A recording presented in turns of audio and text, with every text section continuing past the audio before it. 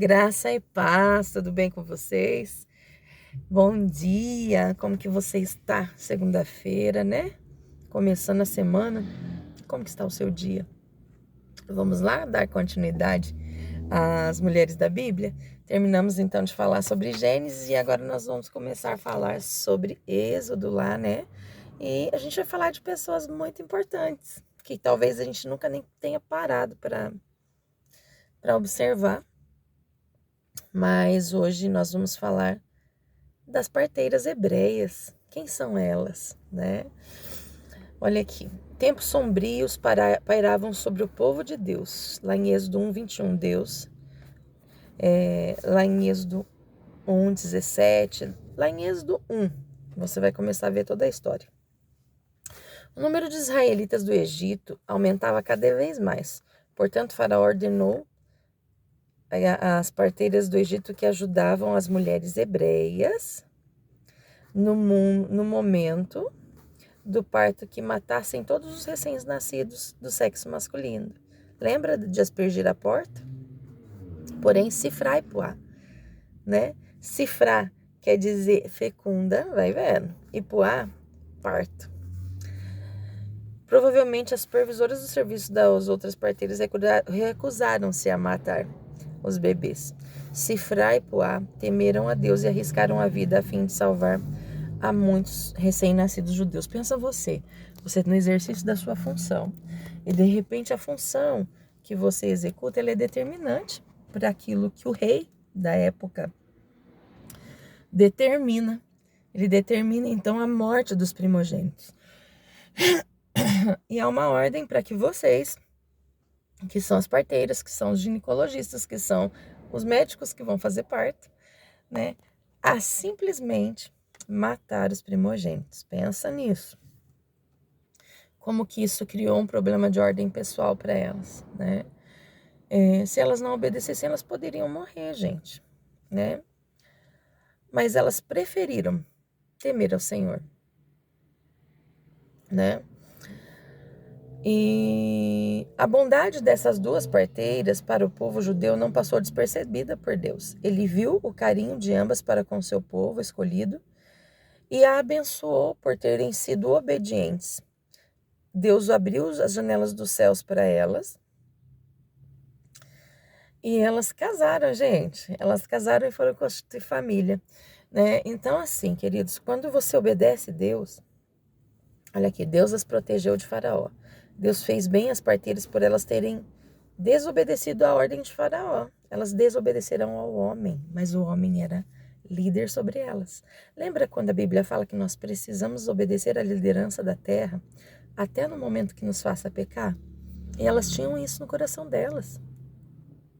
Então elas não queriam serem submissas, mas a lei que ele deu ultrapassou a lei de Deus, ultrapassou a lei de Deus. Então elas ficaram em Deus.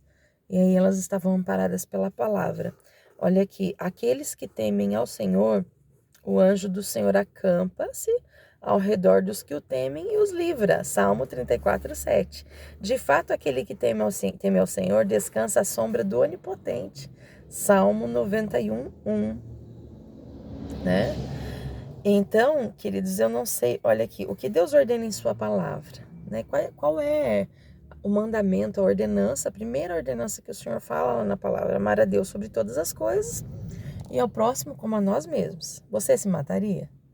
Só se você estiver num momento de muita sofrência e sem a perspectiva nenhuma de quem você é em Cristo.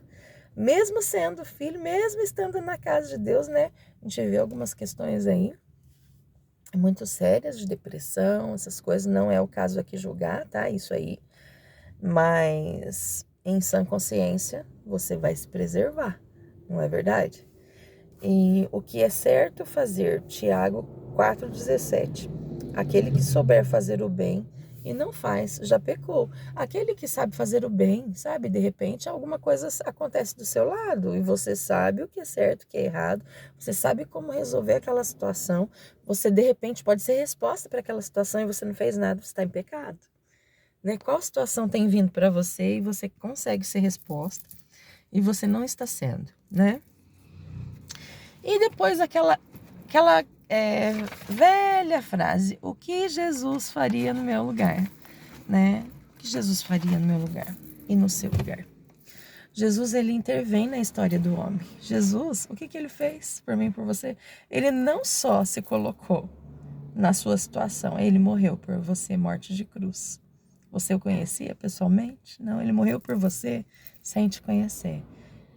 E ele sabia, inclusive, que eu e você muitas vezes não merecíamos, né? Muitas vezes nós não obedecemos Deus. O que fica marcado aqui nessa história para nós é a obediência dessas mulheres, a Deus, né? Quando nós obedecemos a Deus, a gente cumpre todo o resto. Porque quando nós somos homens e mulheres obedientes ao Pai, nós temos temor. Muitas vezes a gente obedece Deus sem entender. Muitas vezes a gente obedece um líder porque a gente precisa obedecer. E aquilo não está sentado no nosso coração. Mas só pelo fato de você entender que você precisa obedecer, você já atrai a bênção, né? E depois você vai ver os frutos dessa bênção. Você vai ser protegido pela mão do Senhor, né? E Ele vai te dar aquela vitória, Ele vai cumprir o desejo do seu coração. A Bíblia diz que nós precisamos buscar em primeiro lugar o reino de Deus. E todas as demais coisas nos serão acrescentadas, moradia, vestimento e alimento. Mas a Bíblia também vai dizer que agrada-te do Senhor teu Deus, agrada-te. Faz o que Deus pede, né? Respeite a vontade do Pai. Então, você está se agradando da vontade de Deus? Os desejos do seu coração, o Senhor vai atender. Ele tem prazer de suprir a necessidade, né? Mas o maior prazer de Deus é honrar o desejo do Filho. Então, queridos, que você se sinta abraçado nesta manhã pelo Pai, pela capacitação da graça dele para fazer o que você precisa fazer. Você foi colocado aí onde você está exatamente com um propósito. Ai, Simone, mas eu não tenho, tô sem trabalho, tô desempregado. Eu não estou indo em igreja nenhuma e eu tô desanimado. Eu só tenho minha família. Então, olha para os seus filhos, olha para sua esposa. O que o Senhor te pediu para manifestar sobre esta terra e você não tem feito? Né? Tá em pecado. Ai, Simone, mas é que eu não concordo com isso, não concordo com aquilo. Mas você não tem que concordar com o que você não concorda. Você tem que obedecer a Deus. O que a Bíblia fala?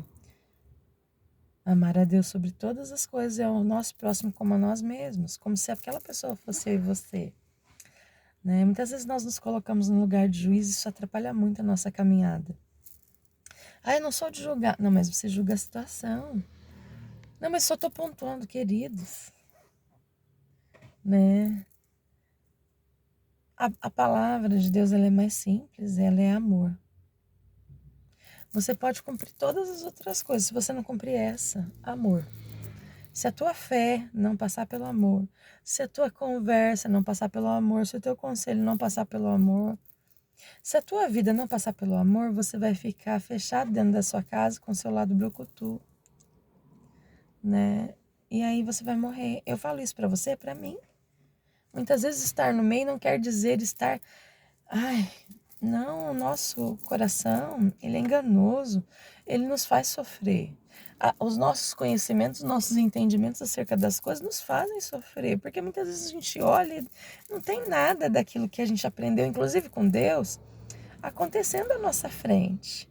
E aí nós temos líderes, e aí nós temos pastores, e aí nós temos patrão, e aí nós temos tantas pessoas que foram colocadas acima de nós. E a gente se perde dentro da gente. Mas pega tudo aí no seu coração do jeito que tá. E vai para a presença do Senhor e fala, ó Deus, eu não sei o que fazer com isso. Mas o Senhor certamente sabe. Ah, Deus é tão maravilhoso, Deus é tão bom. Deixa Ele falar no seu coração nesta manhã. Aprenda com as parteiras hebreias que estavam ali para trazer a luz, né, para dar a vida àquelas crianças. E elas tinham um compromisso com isso. E quando veio uma ordem de matar, aí elas pensaram, posso pensar assim, se eu fosse essas pessoas, eu pensaria, meu Deus, Deus me trouxe para a terra para trazer, ajudar Ele, trazer vidas para cá, para ajudar a dar à luz uma mãe.